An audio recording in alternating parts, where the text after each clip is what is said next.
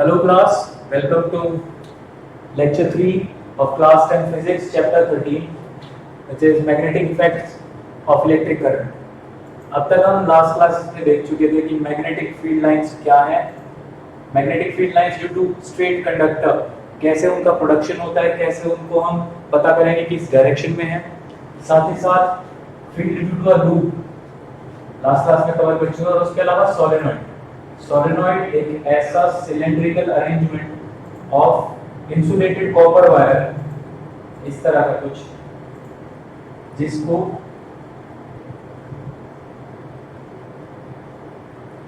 आगे बैटरी से कनेक्ट कर दिया जाए तो उसके बीच में ना मैग्नेटिक फील्ड प्रोड्यूस होता था और मैग्नेटिक फील्ड किस तरह का था, that was comparable to a bar magnet. तो ये सब हम देख चुके हैं लास्ट क्लास में। आज की क्लास में हम ये तीन टॉपिक्स कवर करने वाले हैं, that is force on current carrying conductor in a magnetic field. एक करंट कैरिंग कंडक्टर के ऊपर मैग्नेटिक फील्ड में किस तरह से फोर्स लगेगा उसको पढ़ेंगे। Second, Fleming's left hand rule, ये डायग्राम किस तरह से करंट फील्ड और जो ऑब्जेक्ट है उसके अंदर मोशन प्रोड्यूस होगी वो इंटर रिलेटेड किस तरह से होगी वो उसको एक्सप्लेन कर रहा है फ्लेमिंग्स लेफ्ट हैंड रूल। और फाइनली हम आज बात करेंगे इलेक्ट्रिक मोटर की, force on a current carrying conductor due to magnetic field. तो देखिए ये एक सेटअप हमने तैयार कर रखा है, इसके अंदर एक कंडक्टर जिसके ऊपर हमने जिसको हम ऐसे वायर से कनेक्ट कर रखा है, इधर से करंट जिसमें पास करेगा। ये हमने एक बार में फोर्स शू मैग्नेट रखा हुआ है, इसकी वजह से इसके आसपास कुछ मैग्नेटिक फील्ड एस्टैब्लिश्ड होगा। तो अभी जब ये की ऑफ है तो इसके ऊपर कोई फोर्स नहीं है, ये एक नॉन मैग्नेटिक कंडक्टर की बात कर रहा हूं मैं। फिलहाल जब नॉन मैग्नेटिक कंडक्टर की बात हो रही है तो इनके बीच में कोई इंटरेक्शन नहीं है, कोई फोर्स एक दूसरे के ऊपर ये अप्लाई नहीं करेंगे। पर जैसे ही मैंने इस की को, इस स्विच को ऑन किया तो क्या होता है कि ये जो कंडक्टर है ये इस मैग्नेटिक फील्ड की वजह से मोशन परफॉर्म करता है, मतलब ये या अट्रैक्ट होता है या फिर रिपेल होता है। ये अट्रैक्शन और रिपल्शन कैसे, अब अगर मैंने इसको इस वे में बैटरी से कनेक्ट कर रखा है तो पॉसिबली ये एक तरफ इसको अट्रैक्ट करेगा, दूसरी तरफ जब इसको मैं उल्टा मतलब इसको बैटरी को इस तरह से लगा दूं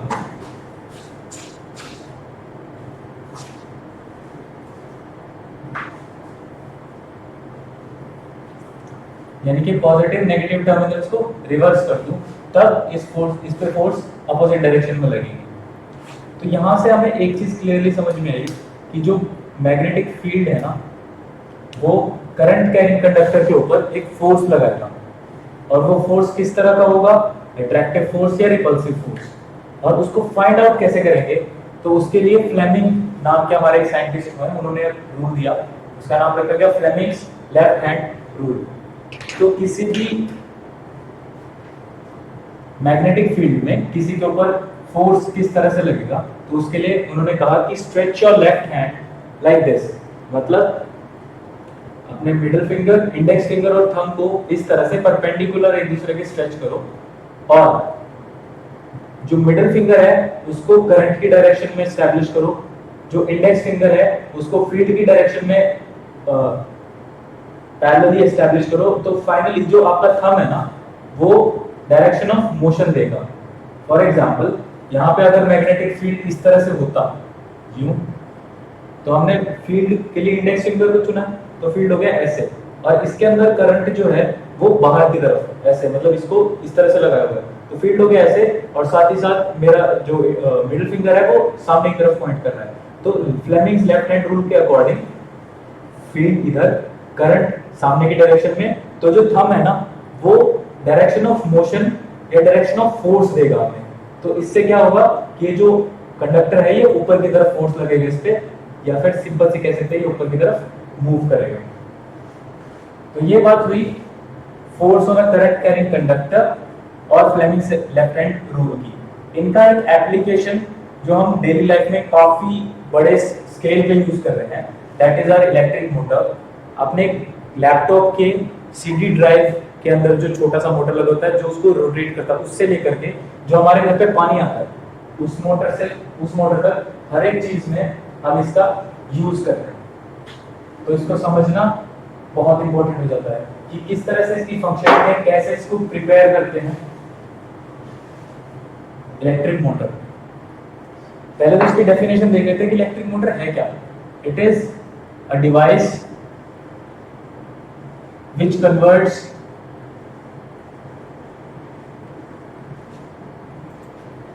electrical energy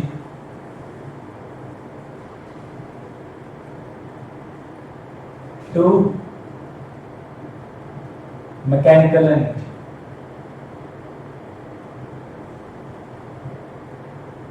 electrical energy to mechanical energy. इसका क्या मतलब हुआ कि हम सिर्फ करंट या फिर इलेक्ट्रिसिटी को प्रोवाइड करके मैकेनिकल एनर्जी मिलेगी हमें। Mechanical energy in the form motion. This is what we are going to get. So it's a device which converts electrical energy to mechanical energy. इसका डायग्राम देखते हैं और फिर इसकी कंस्ट्रक्शन, प्रिंसिपल और वर्किंग ये तीन समझने की कोशिश करेंगे।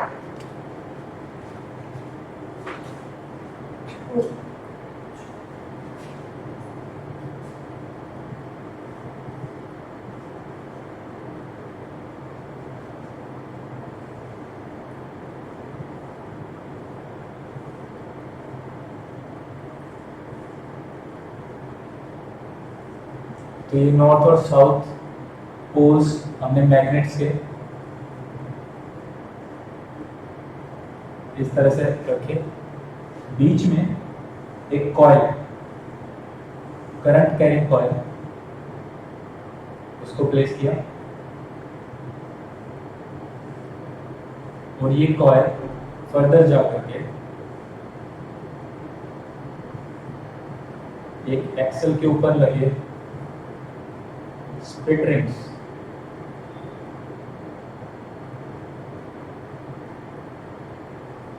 जो कि आगे फर्दर बैटरी से कनेक्टेड है।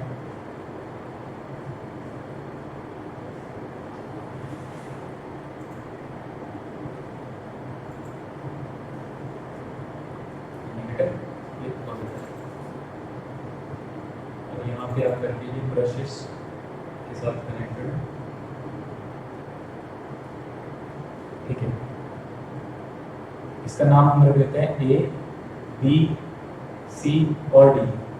तो ये कॉइल कुछ इस तरह से रखा हुआ है परपेंडिकुलरली इन दो मैग्नेट्स के बीच में, और इन दो मैग्नेट्स की वजह से यहाँ इसके बीच में एक magnetic field that will be from north to south वो एस्टैब्लिश्ड है।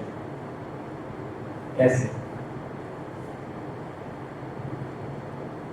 तो इसके कंस्ट्रक्शन में हम सबसे पहले ये लिखेंगे कि it consists of two magnets and a coil, current carrying coil, which is placed in between the magnetic field produced due to these two magnets. This ring is further connected to an axle which has a commutator ring या फिर split rings बोलते हैं। commutator एक ऐसा device होता है जो direction of current को इन्वर्ट करने के काम आता है। ये यहाँ पे काफी साफ सा नहीं बना है, इसको दोबारा एक बार ड्रॉ करें तो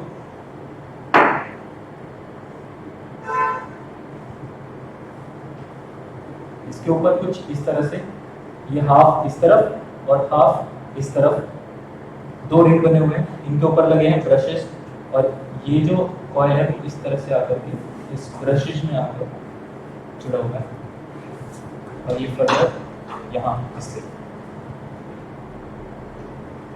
ठीक है, तो बात हो गई इसके कंस्ट्रक्शन की।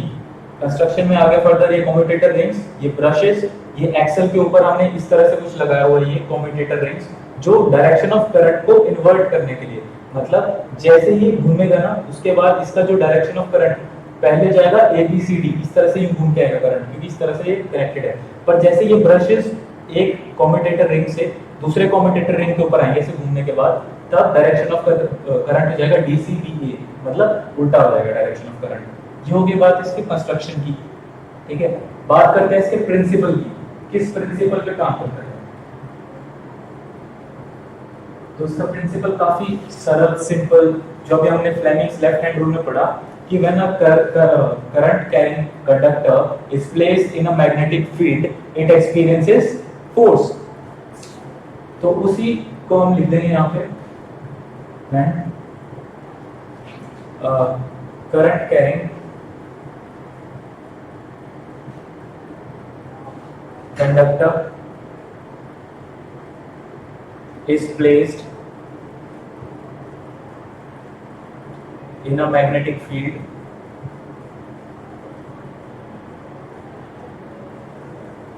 it experiences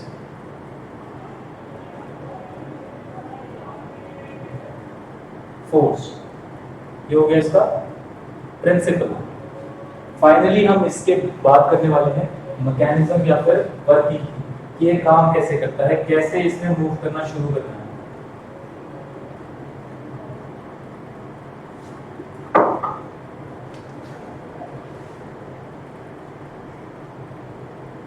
तो देखिए अभी इनिशियल स्टेट में जब ये बैटरी से कनेक्टेड है, जैसे ही इसको प्लग इन किया है मतलब अभी ये ऑफ है, जैसे ही इसको ऑन करेंगे होगा क्या, एक करंट एस्टैब्लिश हो जाएगा। जैसे क्योंकि ये पॉजिटिव टर्मिनल से जुड़ा तो हम करंट का डायरेक्शन ऐसे for the time being first ऐसे इस तरह से करंट इसमें फ्लो करने वाला है। तो देखिए करंट हो गया इस डायरेक्शन में, फील्ड मेरा नॉर्थ टू साउथ इस डायरेक्शन में, ये कॉइल मेरा ऐसे बीच में रखा है और इस लाइन के अलोंग ऐसे करंट जाने वाला फिर घूम के यूं वापस आने वाला। मतलब यहाँ पे ए से बी इस पार्ट के ऊपर करंट ऐसे है और सी से डी मेरा वापस बोर्ड से आपकी तरफ मतलब स्क्रीन की तरफ ही। तो इसके ऊपर हम फ्लेमिंग्स लेफ्ट हैंड रूल लगाएंगे। फ्लेमिंग्स लेफ्ट हैंड रूल क्या कहता था कि stretch your left hands fingers such that the middle finger shows current, the index finger shows field, and thus the thumb will show us the direction of motion या फिर force। तो देखिए अब होगा क्या, मैंने इंडेक्स फिंगर मिडिल फिंगर को इसके अकॉर्डिंग लगाया यूं अंदर की तरफ, क्योंकि करंट जो है ए बी में फ्रॉम मतलब इनटू द बोर्ड जा रहा है, इस तरह से पड़ा है तो इनटू द बोर्ड जा रहा है, इसका डायरेक्शन इनटू द बोर्ड। तो ये मेरा अब इसके अकॉर्डिंग अलाइन हो गया। साथ ही साथ अब मुझे चाहिए कि ये फील्ड वाली जो लाइन फील्ड है ना नॉर्थ टू साउथ, इसके अलोंग मेरा इंडेक्स फिंगर अलाइन हो जाए। तो मैंने इसको यूं इन्वर्ट कर दिया। इन्वर्ट करने के बाद होगा क्या, ये जो इंडेक्स फिंगर है ये डायरेक्शन ऑफ मैग्नेटिक फील्ड को बता रही है, मिडिल फिंगर बता रही है direction of flow of current. तो ये इसने दिया हमने downwards, that will be the force या फिर motion F। मान लिया एक फोर्स F लगेगी downwards for the first half. Similarly इसी हाफ के लिए अब क्योंकि यहाँ पे करंट बाहर आ रहा है तो इसको कैसे लगाएंगे, फील्ड इस तरफ फील्ड लेफ्ट टू राइट मतलब इंडेक्स फिंगर से ऐसे अलाइनमेंट है। साथ ही साथ जो करंट है वो आपकी तरफ आपकी डायरेक्शन में C से D, जो फोर्स है वो अपवर्ड डायरेक्शन में, थंब का डायरेक्शन अपवर्ड था ना, तो इसको ऐसे एक फोर्स F इसके ऊपर लग जाएगा। तो ये इसको ऐसे रोटेट करने की कोशिश करेगा क्योंकि जो CD पार्ट है वो ऊपर उठना चाह रहा है, उसके ऊपर फोर्स ऊपर की तरफ लगी है और AB पार्ट के ऊपर फोर्स लगी है नीचे की तरफ। तो ये इस तरह से कुछ घूमना शुरू करेगा। जैसे ये घूमेगा एक पूरा हाफ साइकिल लेगा 180 डिग्री पे रोटेट होने के बाद इसके जो ब्रशेस थे ना वो अब CD वाले पार्ट के ब्रश जो है वो इस पार्ट के कम्यूटेटर रिंग के साथ कनेक्ट हो जाएंगे और इधर का जो ब्रश है वो इस पे आके कनेक्ट हो जाएगा। मतलब ऐसे से ये घूमने के बाद इसके ब्रशेस इन्वर्ट हो जाएंगे और डायरेक्शन ऑफ करंट जो कि पहले ABCD था अब DCBA हो जाएगा।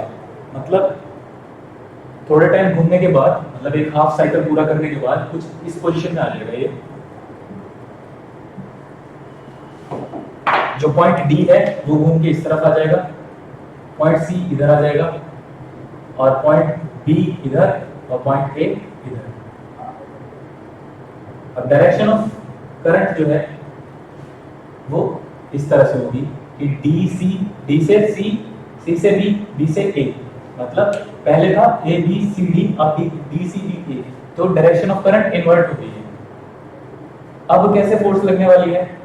अब जो पार्ट हमारा CD था उसके ऊपर पहले लग रही थी अपवर्ड फोर्स, अब लगेगी डाउनवर्ड फोर्स। उसको कैसे देखेंगे? फिर से वही Fleming's left hand rule, fingers को स्ट्रेच किया, मिडिल फिंगर फिर से इसको शो करने वाली है डायरेक्शन ऑफ करंट को, that is into the board. जो फील्ड है वो इस तरफ, from left to right, screen के लेफ्ट टू राइट हमारा मैग्नेटिक फील्ड है। तो जो थंब है फिर से नीचे की तरफ पॉइंट कर रहा है, तो इसके ऊपर एक फोर्स लगने वाली है, that will B downwards. Again similarly for AB या BA, इस पे फोर्स कैसी लगेगी? फील्ड उसी डायरेक्शन में और जो करंट है वो आपकी डायरेक्शन में, तो फोर्स अपवर्ड्स। तो ये इसको ऊपर की तरफ ऐसे पुल करेगा और ये ऐसे कंटिन्यूअसली बार बार इसके कम्यूटेटर रिंग्स इसकी डायरेक्शन ऑफ करंट को चेंज करते रहेंगे, और जो हमारा कॉइल है वो कंटिन्यूअसली इस वे में, यानी कि इस तरह से एक मोशन परफॉर्म करना शुरू करेगा, सर्कुलर मोशन।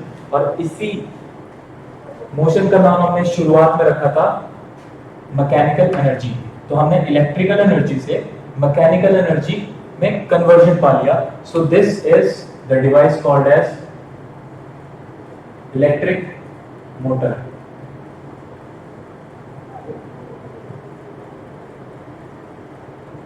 एक बात और खास क्या कि ये हमारा डीसी मोटर है, इसको डीसी मोटर भी बोलते हैं क्योंकि इसमें डायरेक्ट करंट का यूज किया हमने। जो हमारे घरों में करंट आता है that is alternating current, AC, जबकि ये बैटरी या इन्वर्टर से जो इन्वर्टर की जो बैटरी होती है उसमें करंट होता है डीसी। तो डायरेक्ट करंट काफी खतरनाक होता है, इससे बच के बहुत ज्यादा, मतलब करंट तो दोनों ही खतरनाक है पर डायरेक्ट करंट और भी ज्यादा, क्योंकि अल्टरनेटिंग करंट में जो डायरेक्शन है वो चेंज होता रहता है। इसके बारे में हम हायर क्लासेस में पढ़ने वाले हैं। फिलहाल डीसी मोटर हमने सीखी है, इसमें कम्यूटेटर रिंग्स बार बार डायरेक्शन चेंज करवाएंगे इसकी करंट की, और जो फोर्स है वो कंटिन्यूअसली इसको इस वे में, एक इसको जो ये फोर्स एक इधर और एक ये इधर लगा है ना, इसको बोलते हैं कपल। मतलब एक फोर्स की दो, मतलब एक सेम अमाउंट का फोर्स दो अलग अलग जगहों पे पैरेलली ऐसे लगा हुआ है, तो उसको बोलते हैं कपल। तो उसको ऐसे घुमाता रहेगा कंटिन्यूअसली। तो ये हमारा इलेक्ट्रिक मोटर इलेक्ट्रिकल एनर्जी से मैकेनिकल एनर्जी में इसने कन्वर्ट कर दिया है। आज की क्लास का जो टॉपिक्स था वो कंप्लीट हो चुका है। नेक्स्ट क्लास में हम पढ़ने वाले हैं इलेक्ट्रोमैग्नेटिक इंडक्शन की मैग्नेटिक फील्ड चेंज होने की वजह से करंट कैसे प्रोड्यूस करेंगे। अभी हमने क्या किया था, इलेक्ट्रिकल एनर्जी को मैकेनिकल एनर्जी में कन्वर्ट किया था। नेक्स्ट क्लास में हम देखने वाले हैं कि मैकेनिकल एनर्जी को इलेक्ट्रिकल एनर्जी में कैसे कन्वर्ट किया जाएगा, और अब उसके साथ साथ हम पढ़ेंगे जनरेटर, जो डिवाइस इलेक्ट्रिक मोटर और जनरेटर। नेक्स्ट क्लास में जनरेटर डिस्कस करेंगे। फॉर द टाइम बीइंग आप जो पढ़ाया गया उसको पूरा पढ़ लें, और जूम क्लास के थ्रू हम जल्दी डाउट्स लेंगे। So be prepared. Thank you, stay connected.